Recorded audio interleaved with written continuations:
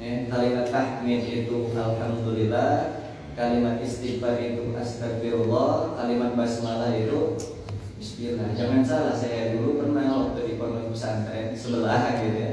Saya bilang ini anaknya bader banget kayak si Aktar gitu. Sampai saya bilang, coba kamu ini kebanyakan dosa, kamu baca istighfar Ustaz. Istighfar yang banyak, istighfar. Jadi ternyata istighfar itu adalah astagfirullah. Jangan salah gitu ya. Makanya Allah tantang sebagian orang yang katanya itu nggak mungkin saya itu gara-gara nikmat Allah sekarang, nggak mungkin saya bangun pagi itu gara-gara nikmat Allah, nggak mungkin. Allah coba tantang di situ dengan kalimatnya di ujung surah Al-Kahfi, qul law kana al-bahru midadan li kalimati rabbi lanafida al-bahru qabla an tanfada kalimatu rabbi walau ji'na bimithlihi madada. Kemudian salawat serta salam tak lupa kita curahkan, tak lupa kita panjatkan, tak lupa kita curahkan, tak lupa kita haturkan kepada intan di kota Madinah, permata di kota Mekah, ujung tombak barisan umat Islam, idol dari segala idol. Kalau lupa ada misalkan idolnya Rossi, kalau misalkan dimatiin. Kalau misalkan antum pada idolnya adalah Ronaldo, itu salah gitu. Jadi idol dari segala idol itu adalah ketiga, itu menempatkan nama baginda Rasulullah SAW di hati kita, itulah sebagai idol, sesungguhnya idol. Kemudian di antara kita itu bisa sholat subuh berjamaah adalah tidak luput kita sampaikan, antum itu ketika bisa sholat subuh berjamaah beranjak dari asrama ke masjid melalui tantangan dinginnya pagi, itu kan kalian masya Allah, mata susah bangun, hawa nafsu dilawan, hawa dingin kalian tebas, itu kan tentang perjuangan pengen berangkat subuh. Bentar ya, kita ada turbulensi sedikit nih.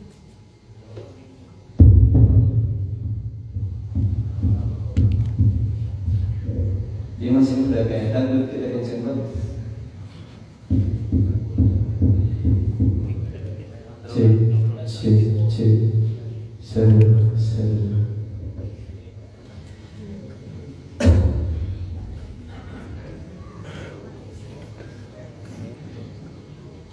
Di antara jaminan kalau kita semua itu bisa sholat subuh berjamaah adalah Allah itu memberikan dhimmahnya kepada kita.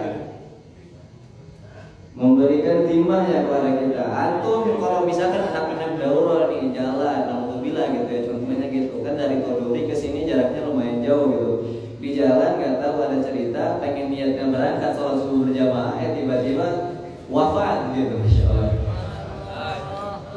Ini kan contoh doang. Nah, tapi kalau misalkan dia gara-gara niat kita pengen sholat subuh berjamaah, kan Allah di sini menurunkan dhimmahnya, Allah menurunkan jaminannya. Gak masalah meskipun antum itu dalam keadaan ya ampun bergelimang maksiat, bentuk rahmahnya Allah di sini banyak, bentuk jaminan Allah di sini besar. Inilah yang Allah katakan sebagai dhimmahnya kepada kita. Masya Allah.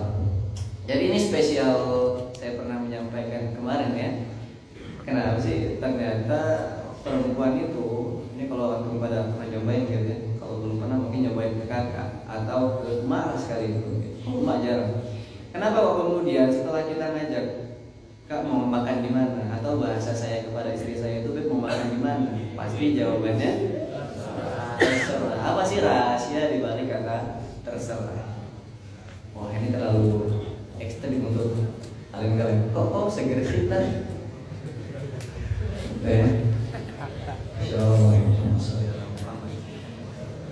Jadi 2 hari yang lalu atau 3 hari yang lalu ini kan kita merayakan event besar dalam 1 bulan yang sama. Satu, semangat juang kemerdekaan itu ketika 17 Agustus 1945. Satu lagi tentang semangat juang bagaimana para anbiya kita itu terselamatkan pada bulan Muharram yang sangat epic ini. Jadi saran saya jangan tidur, saya dikit menyampaikan tentang ilmunya ada, tapi kalau kalian tinggal ilmunya ya kalian gak bakal dapat. Ini tentang kisah semua, jadi visual cara dakwah gitu.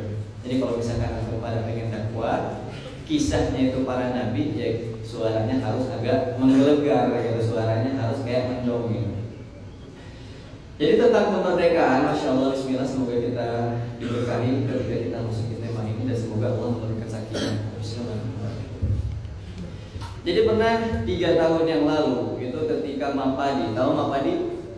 Mapadi itu pramuka khusus buat pondok pesantren, itu diadakan di Cibubur. Waktu itu khususnya yang mengisinya adalah Jenderal Gatot Subroto. Jadi pada ketika hari itu beliau menyampaikan, mana ada jenderal yang berani taruhan, mana ada orang kaya berani taruhan, mana ada misalkan siapa yang paling kaya di sini nih berani taruhan, siapa yang menang antara Perancis dengan Indonesia, gitu. Kan nggak ada yang berani kalau main bola gitu. Di Perancis kan ada siapa? Ada Pogba, ada Mbappe, ada siapa lagi? Kan banyak itu bintang-bintang semua. Lawan Indonesia, Indonesia siapa sih bintang-bintangnya gitu? Lah sama nggak ada jenderal yang berani taruhan, nggak ada orang kaya yang berani taruhan apapun itu. Antara yang menang satu menggunakan bambu runcing, satu lagi menggunakan tank baja, gitu. Nggak ada yang berani taruhan. Kalau saya ditantang sama teman-teman semua, ini megang mana nih? Indonesia yang megang bambu runcing atau Belanda yang megang tank baja? Lah jelas jawaban kita pasti Belanda yang megang tank baja. Sebab nggak ada, mustahil bagi kita secara nalar logika bambu itu mengalahkan tank baja, mustahil. Tapi inilah yang diceritakan oleh Jenderal Gatot Subroto. Ceritanya agak lumrah. Ternyata kita itu punya satu jenderal, kita itu punya satu panglima yang masya Allah, panglima ini kalau diisu-isukan dahulu punya satu azimat. Azimat itu jimat, nah, gitu. Punya satu jimat. Akhirnya coba ditelusuri sama para presenter Indonesia, para TV itu mencari apa jimat yang dimiliki oleh jenderal ini. Akhirnya didatangi lah langsung ke keluarga, ditanya, oh iya nama jenderalnya jenderal siapa? Jenderal Sudirman. Jadi ketika ditanya apakah memang benar Jenderal Sudirman itu punya jimat pusaka berupa keris atau berupa dupa atau berupa apapun sebagainya. Akhirnya dikatakan di situ enggak. Kakek kita, kata anak-anak mereka, kakek kita itu mereka tetap punya azimat, dia punya jimat. Tapi jimatnya apa? Dia itu senantiasa berzikir kemudian menjaga wudu. Apa setelah itu yang menghasilkan dia mempunyai jimat itu? Maka satu ketika 16 Desember 1948, kisah ini di mana Jenderal Sudirman ada satu pengkhianat bangsa. Akhirnya tapi Jenderal Sudirman tahu ada satu di antara prajuritnya itu berkhianat. Akhirnya mengadukan di mana lokasi daripada kediaman Jenderal Sudirman. Setelah dikatakan di situ, akhirnya dibawa lah. Di mana Jenderal Sudirman? Ada tuh di mana tuh? Akhirnya diantarin kan sama prajurit yang tadi cepu tadi. Akhirnya setelah diantarin sampai di sana, sadar Jenderal Sudirman dikatakan sama prajurit-prajuritnya, wahai prajurit-prajuritku, ternyata perjuangan itu yang perlu kita ketahui, perjuangan itu pasti membutuhkan yang namanya korban. Maka jangan sekali-kali kalian itu menjadi pengkhianat nusa, bangsa dan agama. Perhatikan kalimatnya. Dia tahu ternyata nusa bangsa itu di bawah daripada agama. Kita tuh nggak bakal bisa menjadi apa-apa. Kita tuh nggak bakal bisa menjadi merdeka kalau bukan karena campur tangan daripada ridwan Allah Subhanahu wa taala. Begitulah Undang-Undang Dasar 1945 pembukaan bahwa sesungguhnya kemerdekaan itu ialah hak segala bangsa. Kemudian di sebelum itu ada juga Undang-Undang 1945 dengan rahmat Tuhan yang Maha Kuasa. Ternyata kita sadar kalau bukan karena rahmat Tuhan yang Maha Kuasa, antum, saya di sini nggak bakal ada mataku. Antum gak bakal sekolah di mataku mungkin, dan kita gak bisa saling bermuajahah berhadap-hadapan. Itu kalau bukan campur tangan daripada Allah Subhanahu wa taala. Makanya kita yang sekarang itu, pemuda yang sekarang itu jangan jadi penikmat kemerdekaan. Sekali lagi saya katakan, jangan pernah menjadi penikmat kemerdekaan. Orang tua kita terdahulu itu menggunakan keimanan mereka untuk merebutkan kemerdekaan. Tugas kita sekarang adalah mempertahankan kemerdekaan menggunakan iman. Jangan menjadi penikmat kemerdekaan. Kalau penikmat kemerdekaan bagaimana? Penikmat kemerdekaan itu kan kita yang pemuda yang di hatinya itu bukan timbul rasa pelopor, tapi yang hadir di hatinya adalah rasa pengekor. Kemana-mana pengennya naik motor. Padahal kerjanya bukan di kantor. Saking malasnya menutup aurat, keluar rumah juga pakai pakaian kolor gitu. Itu kalau mental pemuda sekarang. Makanya kita itu harus jauh dari yang seperti itu. Bahkan kita sadar di Surabaya ada tokoh karismatik yaitu Bung Tomo. Itu kan kalau istilahnya Bung Karno itu kalau kalian baca sejarah, kalian ini pernah baca sejarah ya. Ada istilahnya itu the grand old man. Istilah Bung Karno itu Stuttgart bahkan menjadi the founding father. Wah itu kalau kalian baca sejarahnya ya kita. Itu kan tentang kemerdekaan. Maka bagaimana amalan-amalan yang harus kita lakukan kalau kita masukkan ke amalan bulan Muharram? Nah inilah yang mesti kita lakukan. Jadi teman-teman semua gitu ya. Gimana nih kalau adik-adik semua, saya nggak enak ke daurah. Kalau daurah udah tua-tua semua tuh bahasanya. Abang-abang kalau daurah ya, daurah itu ada yang umurnya 30, 40, 42 Yusuf ya.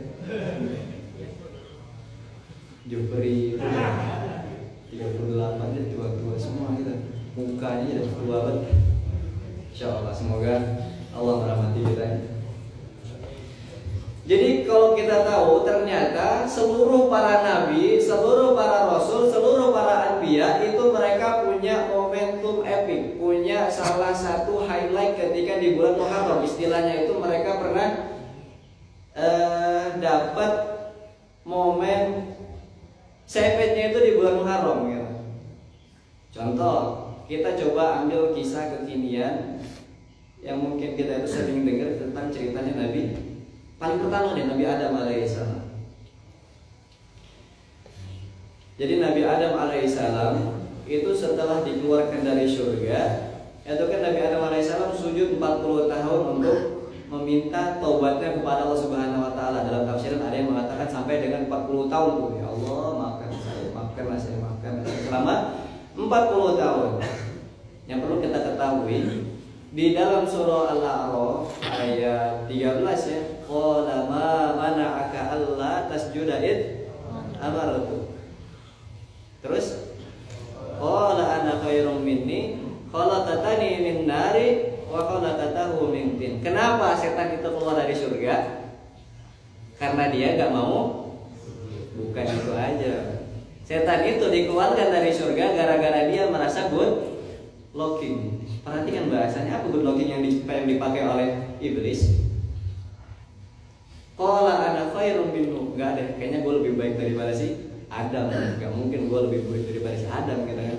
Bahasanya apa yang dia pakai? Khalaqatani min nari wa khalaqatahu min tin. Tin itu terbuat daripada tanah gitu. Jadi bahasa iblis itu enggak deh Allah, ngapain gue sujud kepada Adam gitu? Kan gue lebih ganteng gitu, kan gue lebih putih, gue lebih bercahaya. Badan gue terbuat dari api, lah si Adam terbuat daripada tanah. Itu kan kalau orang, nah ini pada gitu ya, kalau ada yang merasa good looking gitu, sampai menyombongkan dirinya, sampai kemudian merendahkan kawan sebelahnya gara-gara ciptaan yang Allah titipkan kepada kalian, itulah salah satu setan juga dikeluarkan itu dari surga gara-gara merasa good looking. Hati-hati, itu yang pertama.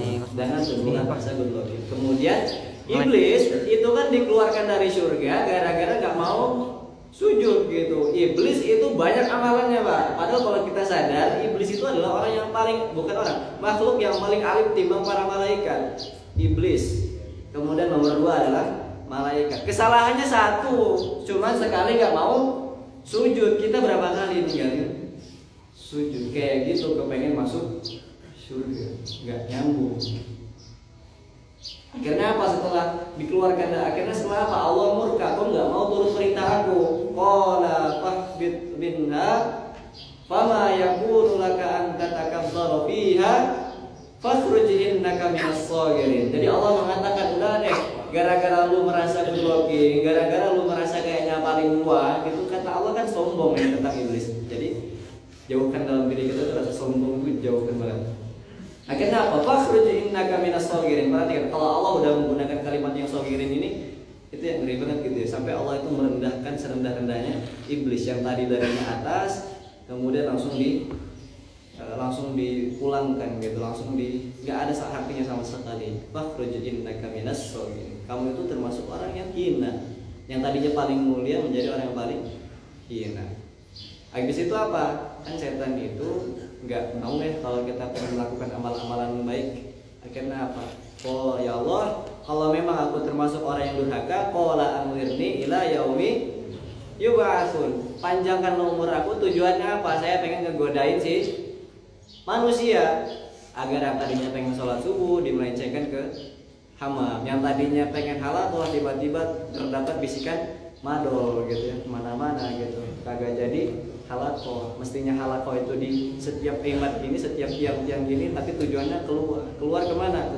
Ke kantin ngapain? Cuma duduk doang tuh, kagak tahu ngapa-ngapain. Itulah pekerjaan setan.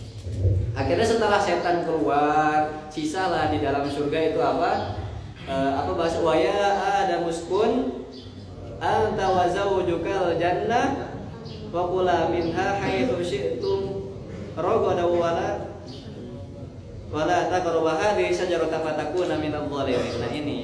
Jadi Allah mengatakan kepada Nabi Adam, wahai Adam, kamu udah deh tinggal di surga gitu ya. Perhatikan ke surga itu ya gede banget gitu. Surga itu udah paling nikmat. Allah mengatakan, ya udah kamu tinggal berdua aja sama istri kamu. Kamu merasakan kamu mau ngambil pakaian apa yang kamu pakai. Kamu itu kalau ada buah inab, kalau ada buah anggur kamu tinggal makan.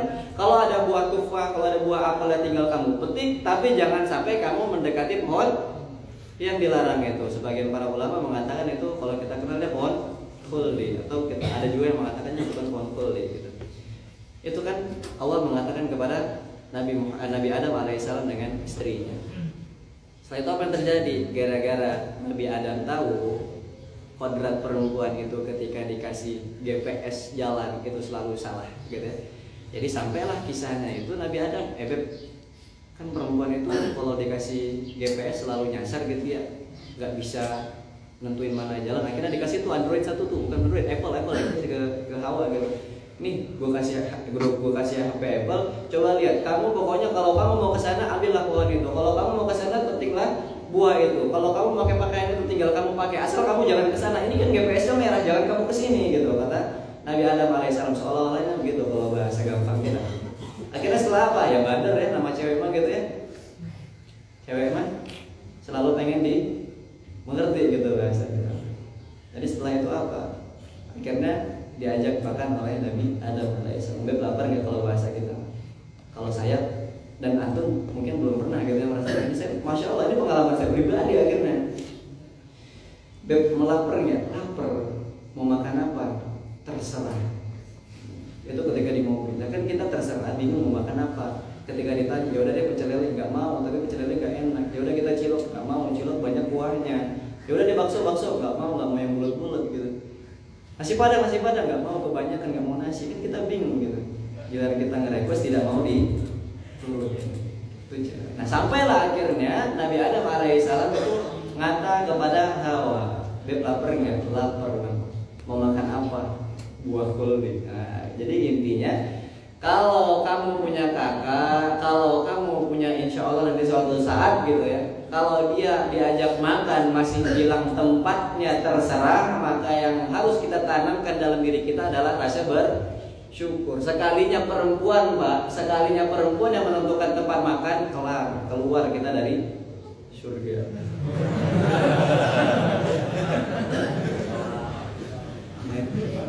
Jadi kita laki-laki itu keluar dari surga gara-gara pulang daripada perempuan yang menentukan tempat makan.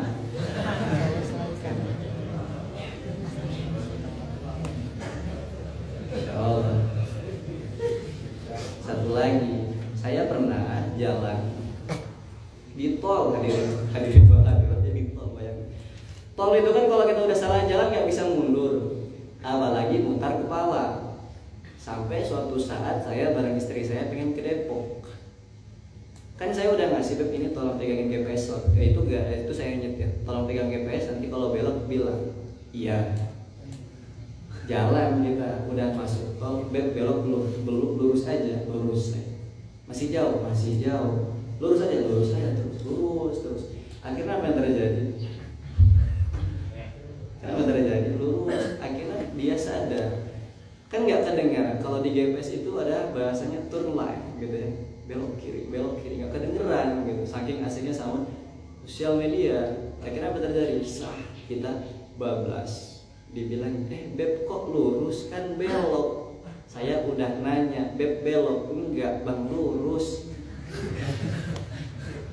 Akhirnya kita lurus terus di situ. Terus gimana ini? Bisa muter nggak? Mundur deh, dikit lagi, mundur dikit, nggak bisa. Akhirnya datang satu pengawas yang punya. Untung ada satu pengawas yang akhirnya nuntun kita, ya udah bang mundur gitu. Jadi kayak kita paling lucu gitu di tol gitu. Orang emang nggak ada yang jalan mundur, kita jalan sendiri mundur di situ. Ini udah kita terpaksa bayar, bukan terpaksa, ikhlas lah bayar kepada abang-abang itu 20.000 tuh. Gara-gara makasih itu gara-gara perempuan.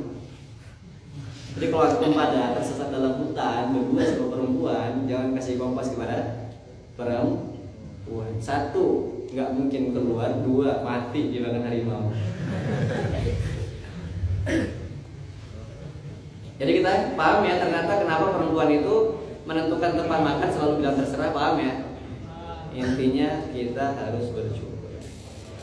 Setelah itu apa? Ternyata setelah dikeluarkannya ada kesalahan dari Nabi Adam alaihissalam. Allah mengatakan, Adam, engkau itu aku ciptakan dari yang ada, ya dari yang tiada kemudian menjadi ada. Engkau merasakan hatimu itu sedih, engkau merasakan hatimu itu sepi. Kami berikan kamu istri, kamu tinggal di dalam ini, kamu makan apa yang kamu suka, kamu pakai pakaian yang kamu cintai, terserah, asal jangan dekati pohon itu. Salahnya satu, enggak nurut sama Allah. Salahnya satu, cuma makan buah kuldi. Lagi kita salahnya berapa? Banyak. Kayak gitu kepengen masuk surga, enggak nyambung. Wahai manusia, dosa kamu besar, tapi rahmat Allah jauh lebih besar. Kesalahan kamu banyak, tapi ampunan Allah jauh lebih banyak. Karena Tuhan kita itu bukan Tuhan yang tukang marah. Tuhan kita itu adalah Tuhan yang penuh rahmah, pemurah, bahkan yang memberikan rahmah. Itulah Tuhan kita. Jadi kalau antum pada misalkan banyak dosa, ya kalem aja gitu. Karena Tuhan kita itu bukan Tuhan pemarah.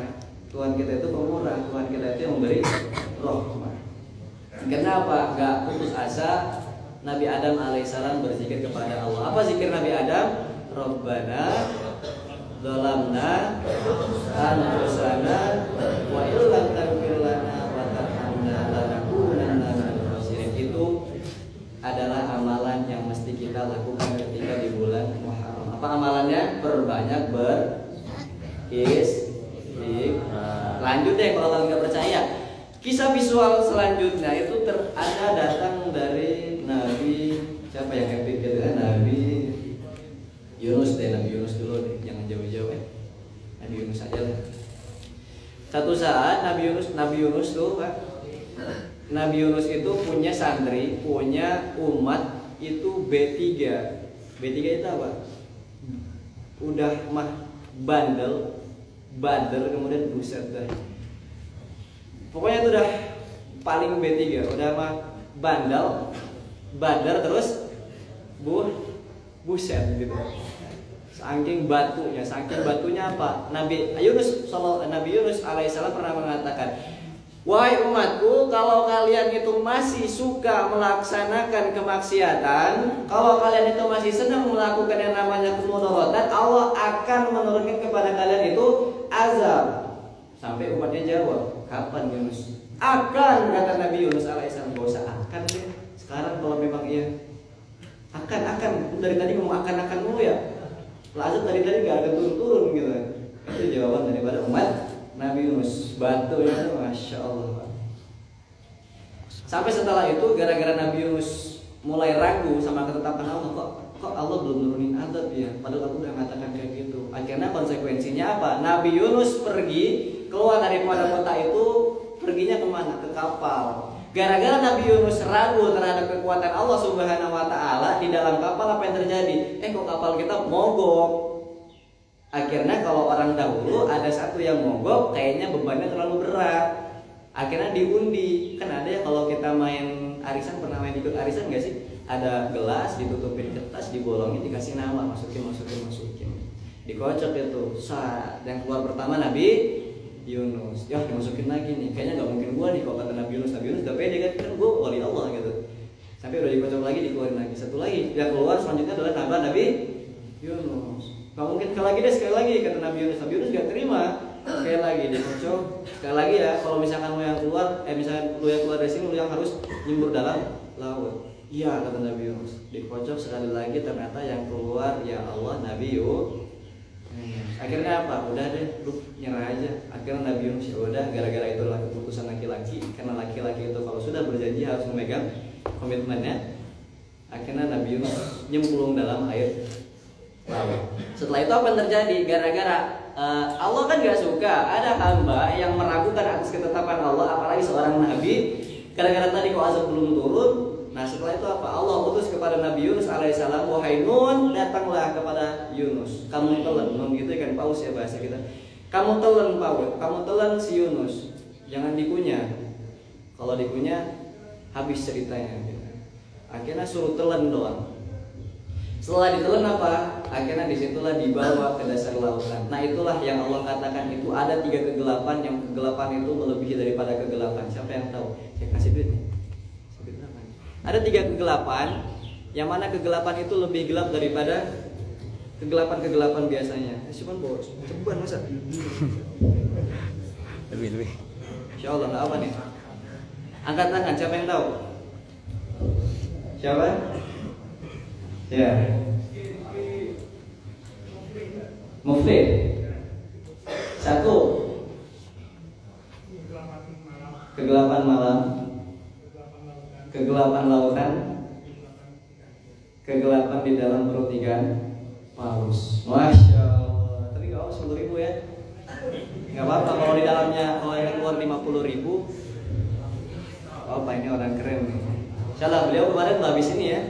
Habis takbir akbar itu sekali duduk 30 putaran. Semoga kita semua, semoga antum semua bisa 30 juz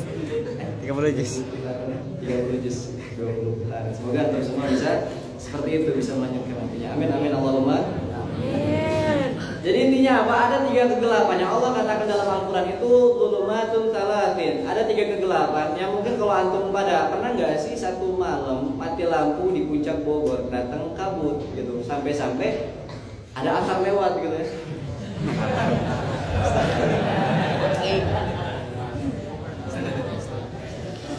Canda ya. Kamu mau ini mau jajan ya? Wah. Sampai ada orang Masya Allah black skin gitu, bahasa gaul gitu. Black skin mata keren tuh bahasanya. Kelihatan gara-gara kenapa? Gelap, kemudian ditutupi sama kabut yang tebal. Lah itu mah belum seberapa Pak dibandingkan gelapnya yang dilakukan oleh Nabi Yunus alaihissalam. Apa gelapnya? Udah gelapnya malam yang kalian rasakan, dibawa ke dasar lautan. Ke dasar lautan itu jangan kalian kira terang gitu, gelapnya Masya Allah gelap banget gitu. Sampai di dalam perut ikan paus, triple gelap. Jadi bahasa kita itu poek ya. Poek itu apa? Gelap gitu. Peteng kalau orang Jawa bilang. Gelapnya itu gelap gitu. Setelah itu apa? Itulah gara-gara yang kesalahannya ragu terhadap kekuasaan Allah. Tapi di situ Nabi Yunus alaihissalam tidak putus asa. Apa dilakukan Nabi Yunus? Tetap beristighfar dengan Allah Subhanahu wa taala. Apa istighfarnya Nabi Yunus? Subhanaka la ilaha illa anta subhanaka inni kuntu minadh dhalimin. Terus baca kayak gitu. Akhirnya apa yang terjadi? Ikan pausnya sakit perut. Kalau di dasar laut sakit perut nggak ada apotek gitu ya. Akhirnya apa? Ya udah deh cari daratan. Untuk apa? Ngeluarin apisnya dalam perut gua gitu kata Nabi, kata paus. Akhirnya dikeluarin. Itulah yang diselamatkan daripada istighfar. Jadi poinnya adalah perbanyak istighfar. Gak percaya? Satu lagi, masih jauh ya, masih lama waktu kita nih. Saya ini menyampaikan tentang visual semua nih. Jadi teman-teman jangan tidur.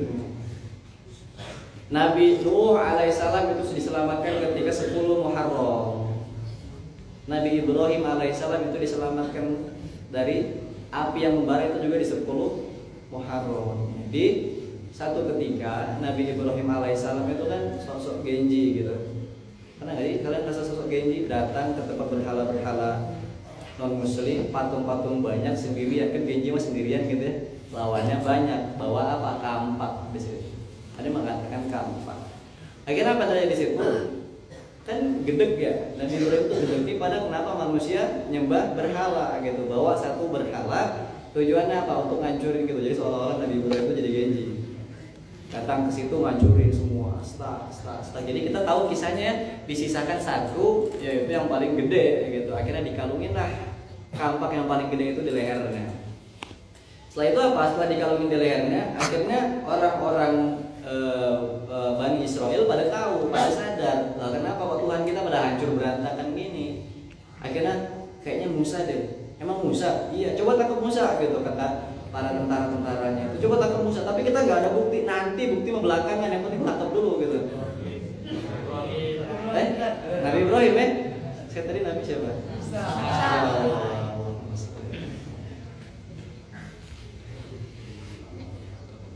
Insya Allah saya minum dulu ya. Kalau kita dehidrasi itu.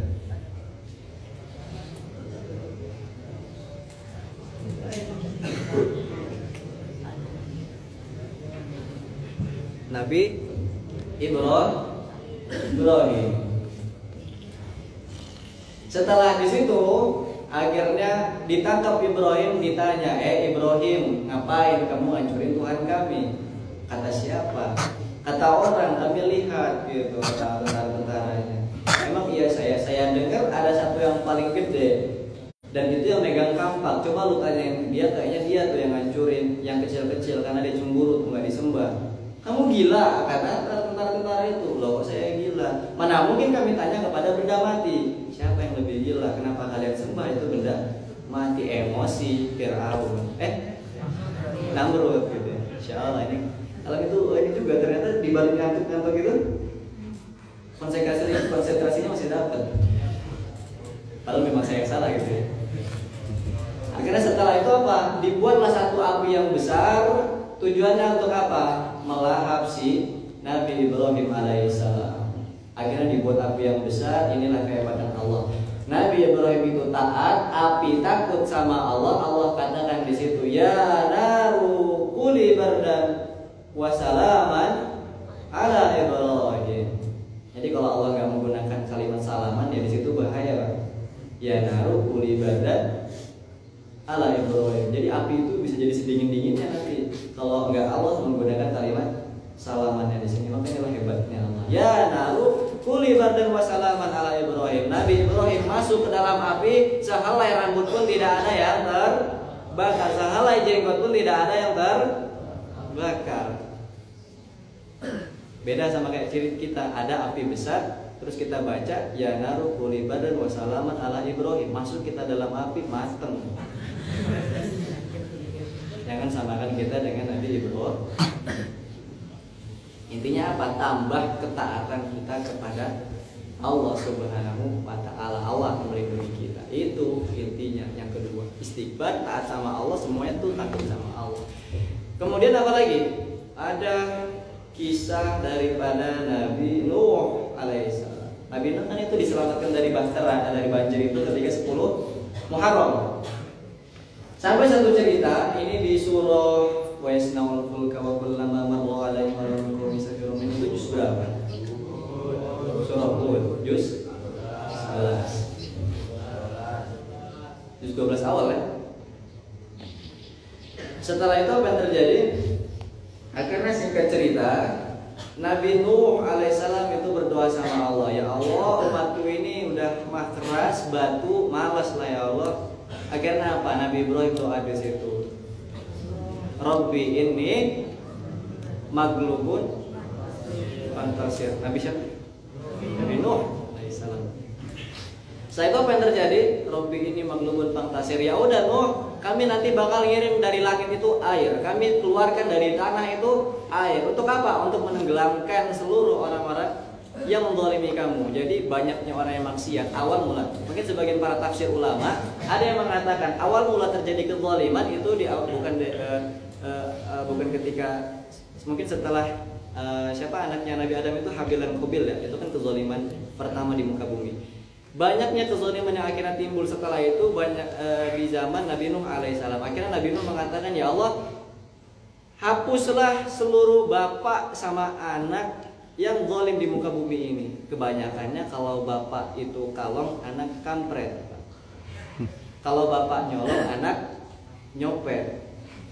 Itu kebanyakan gitu. Makanya Allah mengatakan, Nabi Nuh mengatakan, ya udah deh sama bapak seanak-anaknya. Apa? Dengan datangnya banjir. Akhirnya itu Allah mengatakan, dengan cara apa saya selamat? Dengan cara buat kapal. Nuh, ini kalau kalian baca tafsirannya itu, dengan cara buat kapal. Buat kapal pakai apa ya Allah? Ya dengan kayu. Nuh, lah kayunya nggak ada, gimana ya Allah? Ya tanam. Nuh gitu.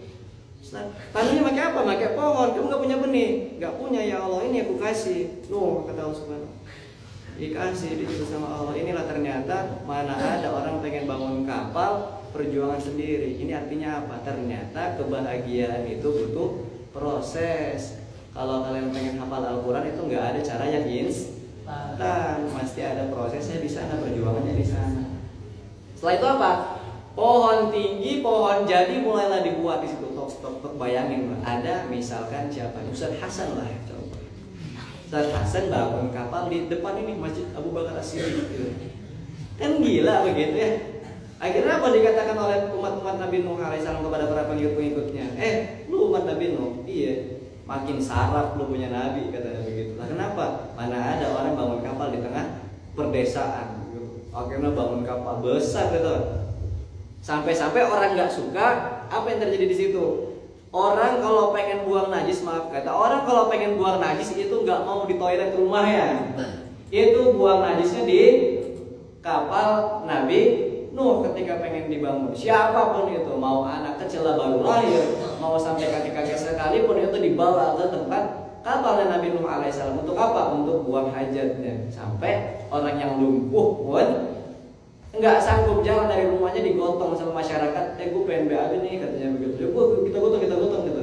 Sama orang Pak digotong ke kapal Nabi Nuh. Udah belum? Udah. Akhirnya tak tumpuk pindah gitu. Setelah itu apa yang terjadi? Inilah kekuasaan Allah. Allah itu kalau pengen menghinakan satu kaum banyak caranya. Jadi tafsirannya itu ada yang mengatakan tadi orang lumpuh tadi, akhirnya dia nggak bisa jalan sama sekali.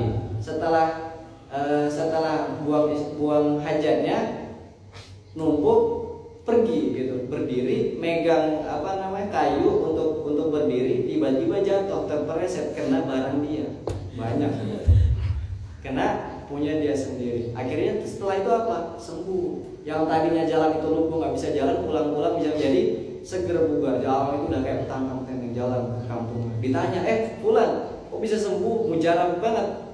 Kesehatan di mana nih? Gue pengen juga. Ada di kapal lu, masih banyak tuh punya gua katanya gitu.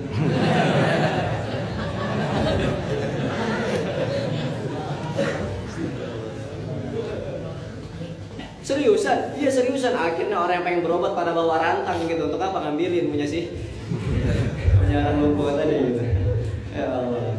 Gitu lah kalau Allah tuh pengen menghinakan satu kaum gampang. Masih banyak buktinya? Masih banyak ya. Saya tuh dikit lagi misi di penutupan daurah ini. Jadi kita insyaallah nggak sampai jam 7 pas mungkin. Setelah itu apa yang terjadi? Itulah kehebatan. Sebenarnya banyak kehebatan. Saya cuma mancing doang sebenarnya biar kalian itu senang baca tafsir gitu. Jadi kalau kalian nggak baca tafsir itu, kalian cuma hafal itu sekedar hafal doang. Setelah itu apa yang terjadi? Akhirnya kapal udah jadi. Akhirnya sebelum itu Nabi Nuh alaihissalam memberi maklumat. Hewan yang berpasangan silahkan naik. Hewan aja berpasangan, masa kalian belum gitu ya? Hewan yang berpasangan, jerapah mana jerapah naik jerapah. Akhirnya apa? Sepasang buaya gitu, udah. Buaya mana naik, kupu-kupu naik, semua gitu hewan-hewan berpasangan pada naik semua, naik. Fulan mana? Naik semuanya udah naik. Serasan mana? Naik juga. Agak mana? Naik juga situ.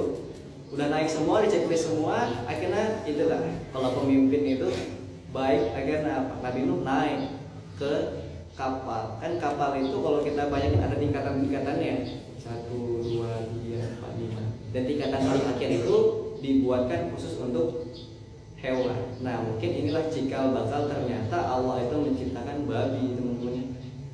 Kenapa Allah menciptakan babi? Karena di kapal Nabi Nuh itu kan banyak hewan. Hewan itu buang kotorannya ya sembarangan. Gara-gara banyak kotoran, Nabi Nuh nggak suka suka baunya, akhirnya Nabi Nuh mengatakan, ya Allah, tolong buatkan satu binatang untuk makannya kotoran-kotoran hewan-hewan tersebut. Makanya Allah menciptakan babi di situ itu. Jadi tahu ya kenapa kemudian babi itu diciptakan? Gara-gara pengen membersihkan kapalnya Nabi Nuh alaihissalam. Lanjut. Setelah kapal jadi, akhirnya apa terjadi di situ? Satu-satu ditanya, keluarga fulan ada, siapa ada semua lengkap. Akhirnya berdiri di paling atas Nabi Nuh, nanya, "Ma, ada nengokan anak saya?" Nggak ada. Masuk ke lantai 2, isinya orang Sunda semua tuh. "Ma, aya ningali kanan." Teu ningali mah, "Ai eta ka mana budak aing?" gitu. Terus masuk lagi ke balkon nomor 3, orang Jawa semua gitu. Masih orang delok anak ora gitu. Lah sopo Kanan gitu, orang delok ora bilang kayak gitu. Ora. Udah kayak beji. Anak delok anak ora itu kebetulan Jawa kasar ya. Saya enggak tahu Jawa halus kayak gitu mungkin. Kenapa masuk ke balkon keempat orang Betawi semua. Pada ada lihat anak gua enggak gitu. Enggak ada. Mana sekarang ini? Akhirnya setelah periksa atas 2, 3, 4, 5 di bawah nggak ketemu si Kanan. Kan kalau di kapal pernah nonton TV nggak sih? Pernah nonton TV ya? Jadi kapal itu ada depannya itu tempat untuk kalau di Titanic itu bisa terbang gini. Tahu sih? Tahu kan gitu, intinya tuh tempat orang nyantai gitu kalau di kapal. Akhirnya setelah berdiri di situ, ditengok mana kanan terlihatlah di situ. Kanan ditanya sama abinya, ngapain kamu di bawah? Apa bahasanya? Ya Bunayyar kam ma'ana, gitu kan, wahai Kanan sini, naik sini gitu. Itu kan kalau bahasa pendakwah itu harus kayak gitu tentang cerita Nabi. Kan nggak mungkin ya Bunayyar. Maka ketika itu Nabi Nuh memanggil anaknya Kanan, ya Bunayyar kam ma'ana. Kan nggak mungkin gitu kita menceritakan. Makanya harus ada logatnya. Apa kata Nabi Nuh? Ya Bunayyar kam ma'ana, wahai anakku sini nak, naik kapal bareng papi. Ini naik kapal bareng papi. Enggak papi, John pengen in here gitu. John pengen di sini aja. Kok kenapa di situ? Nanti air naik susah. Akhirnya apa? Qala sa'awi ila jabali ya'simuni minal ma'. Qala la 'asimal yawma min amrillahi illa man rahim. Gak ada yang bakal bisa nyelamatin kamu. Mau kamu naik Gunung Salak, mau kamu naik Gunung Pangrango, mau kamu naik Kampung Quran sekalipun di sini gitu kan. Ya kalau udah ketetapan Allah lu mati gitu. Kalau nggak naik kapal. Akhirnya apa di situ? Ya udah, masa saya harus naik kapal? Enggak gitu. Katakan nggak mau naik kapal. Setelah itu apa yang terjadi? Ya itulah kalau anak itu sudah tercampur kontaminasi sama kebudayaan jahiliyah. Enggak deh, kayaknya jahiliyah ini lebih yakin. Soalnya kita naik ke gunung, kapal itu bisa jadi bocor. Kalau gunung kan nggak mungkin ditenggelamin sama laut, ditenggelamin sama banjir bandang. Akhirnya apa terjadi? Mati anak daripada Nabi Nuh. Ternyata poin yang ketiga yang kita dapatin dari pelajaran Muharram adalah kita perbanyak doa sebagaimana doa Nabi Nuh. Nabi Adam, Nabi Yunus mengajarkan kita tentang istighfar. Nabi Ibrahim tentang ketaatan. Nabi Nuh tentang doa. Nyambung sampai sini? Ada satu lagi tentang Nabi siapa? Nabi Yusuf? Enggak. Tentang Nabi Musa. Kan Nabi Musa itu diselamatkannya ketika 10 Muharram. Satu cerita, Nabi Musa itu hidup di keluarga yang sederhana. Terus punya raja yang beringas. Dikatakan oleh Fir'aun, kalau misalkan ada anak laki-laki dari Bani Israel yang lahir, mesti kita penggal, mesti kita bunuh, mau nggak mau harus kita binasakan. Setelah itu apa? Setelah akhirnya terdengar kabar oleh ibunda Nabi Musa alaihissalam, akhirnya dibuatkan di situ. Kalau ada yang mengatakan dalam penafsiran itu terbuat dari akar gitu. Jadi akar ini nggak bisa kena masuk air gitu. Jadi dibuat kotak untuk menghanyutkan Nabi Musa alaihissalam. Diantarlah Nabi Musa dengan tetehnya. Nah, Nabi Musa itu punya teteh teman-teman ya. Diantar, setelah itu sampailah ke sungai. Setelah di sungai mulai dihanyutkan. Akhirnya disitulah abinya mengatakan, Umi kayaknya abi gak sanggup untuk melepas kepergian daripada Musa. Umi aja deh yang nganterin ke sungai Ciliwung gitu, dianterin gitu ke sungai Nil. Setelah diantar ke situ, akhirnya apa? Dilepaskan di situ, mulai dihanyutkan kayak di TV-TV gitu kan. Ibu Uminya sambil nangis-nangis, tetehnya itu sambil Musa hanyut, tetehnya ngejar-ngejar itu di pinggir-pinggirnya gitu. Kalau kita lihat di penafsirannya tuh, sambil tetehnya ngejar-ngejar di pinggir-pinggirnya gitu, dikejarin di tepi sungai sambil teriak-teriak, Musa jangan tinggalin aku gitu. Yang Musa gak bisa jawab gitu karena Musa masih kecil. Akhirnya udah jauh. Setelah itu apa? Inilah kalau Allah telah mengatakan wa alqaitu alaika mahabbatan minni, dan kami titipkan rasa cinta itu kepada istrinya Fir'aun. Siapa istri Fir'aun? Asia binti Muzahim. Setelah itu apa? Wa alqaitu alaika mahabbatan minni, kami titipkan rasa cinta itu kepada Asia. Kalau orang kaya mah ada aliran sungai di belakang rumahnya, ya dia punya tempat mandi sendiri gitu ya. Jadi biasalah kalau ratu gitu. Akhirnya apa? Dari jauh kedengaran anak bayi teriak, oe gitu. Akhirnya ditarik, ini siapa bocah gitu. Hanyut-hanyut aja di tengah sungai, ditarik sama Asia binti Muzahim. Asia cinta, Asia suka. Akhirnya dibawa ke istana. Itulah yang Allah katakan. Itulah yang Allah katakan walitusna ala aini, dan kami menjaga dia atas pengawasanku. Setelah itu apa? Dibawa ke kerajaan. Ditanya sama Fir'aun, Beb, ini anak siapa membawa ke sini? Jangan-jangan ini anak Bani Israel? Enggak, Abi, ini bukan anak Bani Israel. Enggak mungkin, ini pasti anak laki-laki dari Bani Israel yang pengen diselamatkan. Enggak, Abi, kan dia yang menunjukkan mata aku dan mata kamu dalam surah Toha ya? Dalam surah apa itu ceritanya? Ya Allah, lupa banget saya. Dalam surah apa itu? Al-Qasas. Setelah itu apa? Enggak, Abi, ini kan anak udah menunjukkan mata aku, mata kamu, bukan mata aku, tapi mata kamu, kata Fir'aun. Lah kan kalau istri udah seneng, suami seneng juga, Abi. Oh iya ya, kata Fir'aun. Jadi apa? Ya udah deh. Kalau bahasa Asia, makan Asia udah gede nih. Ya udah deh Fir gitu. Enggak pakai lagi Abi gitu, ini Fir gitu. Ya udah deh Fir'aun gitu ya, mantap. Anak Fir'aun siapa tuh? Ramses ada yang mengatakan gitu ya. Ya udah deh Fir, gue pengen gue pengen ngidupinnya anak. Ya udah, kalau Umi seneng, Abi juga seneng gitu. Kalau Umi cinta, Abi juga pengen cinta gitu. Akhirnya apa? Tumbuhlah dewasa Nabi Yunus alaihissalam. Nabi Yunus Nabi Musa alaihissalam. Akhirnya apa? Nabi Musa alaihissalam. Masya Allah, ini konsentrasinya canggih banget nih. Padahal memang saya yang salah. Akhirnya apa? Nabi Musa alaihissalam tumbuh dewasa, agak gedean dikit, udah bisa ngerangka. Lah, itu Fir'aun mulai curiga. Umi, kan dah gue bilang nih anak kayaknya anak Bani Israel. Tengok gelagatnya begini amat jadi anak gitu ya. Akhirnya setelah itu apa? Ya udah deh Abi, gimana caranya biar bisa Abi itu seneng, Abi itu menerima ini anak. Gini Umi kita kasih challenge ke dia. Gue ini challenge dengan bahasanya. Challenge-nya apa Abi? Abi bakal naruh ke dia itu satu gelas madu, satu lagi api, satu lagi bara api. Kalau si Musa ini milih madu, maka dia adalah Bani Israel yang harus kita penggal. Satu lagi kalau misalkan dia bakar api, maka dia adalah anak yang normal dan bukan seorang nabi. Lalu kayak gitu kan rugi dua-duanya Abi. Kalau dia ngambil madu dipenggal, kalau dia makan bara susah gitu ceritanya. Umi mau emas, mau Abi. Ya udah ikutin perintah Abi. Ya udah ya. Itu kalau perempuan itu diteguin emas saya langsung selesai.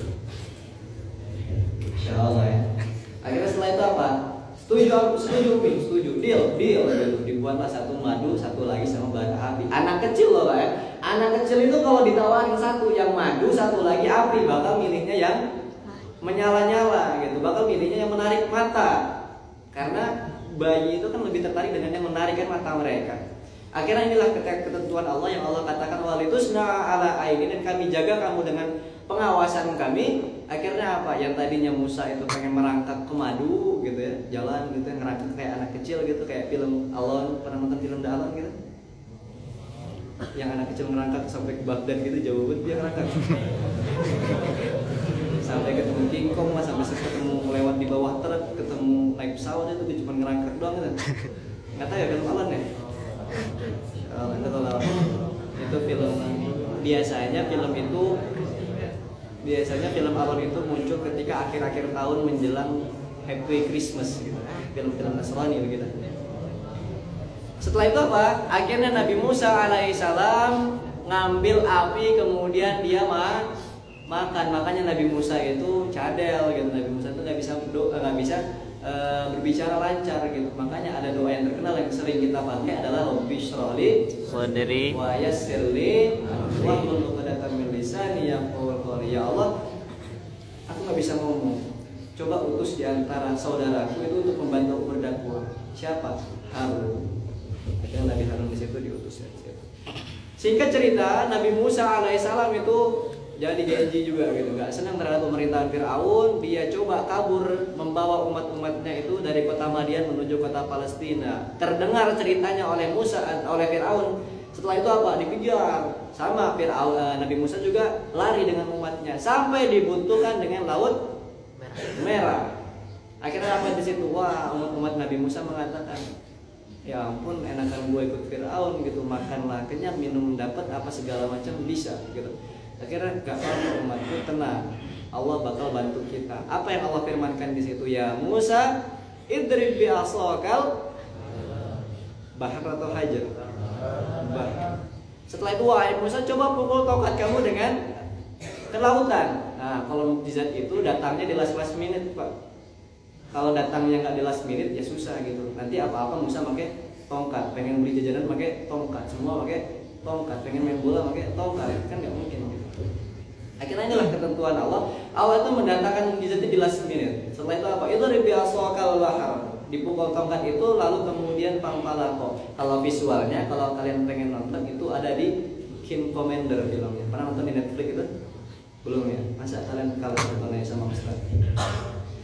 Kalau itu King Commander, itu visualnya laut terbelah satu. Tapi kalau di tafsiran Ibnu Katsir sampai-sampai terbelahnya itu ada 12 belahan.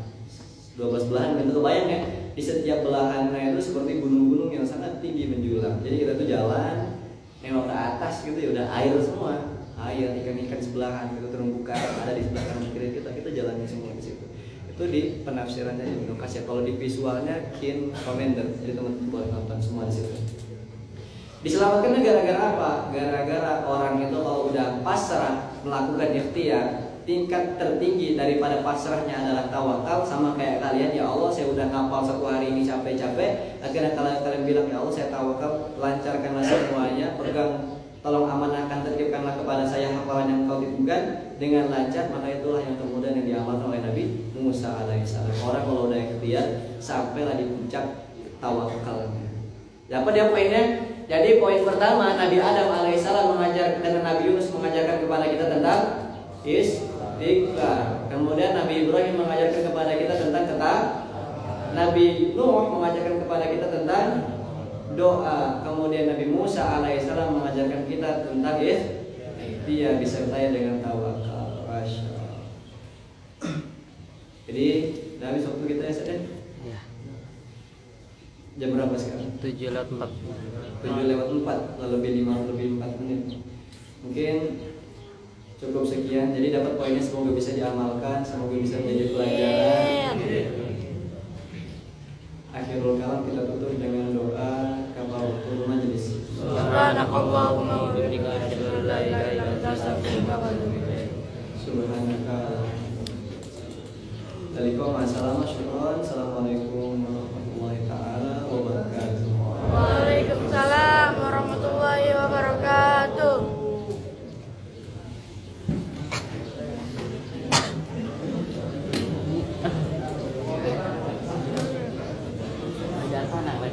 Udah, Pak, di wifi elek juga. Nah, pindah sini aja.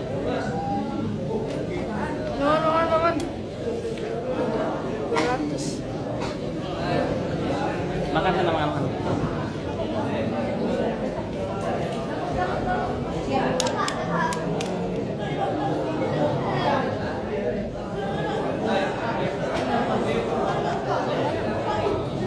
Hasyim, apa yang pertama poinnya?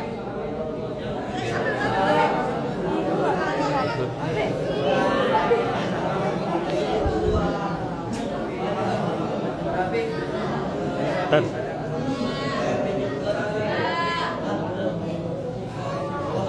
Balikin.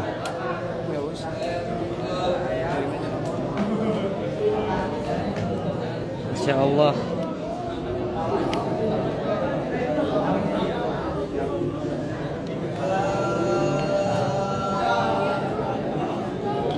Ya, syukran jazakallah. Saya akhiri ya.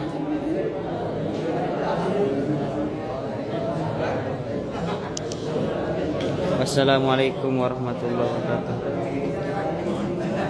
Ada di hari Kamis, cuman sebentar. Assalamualaikum warahmatullahi wabarakatuh.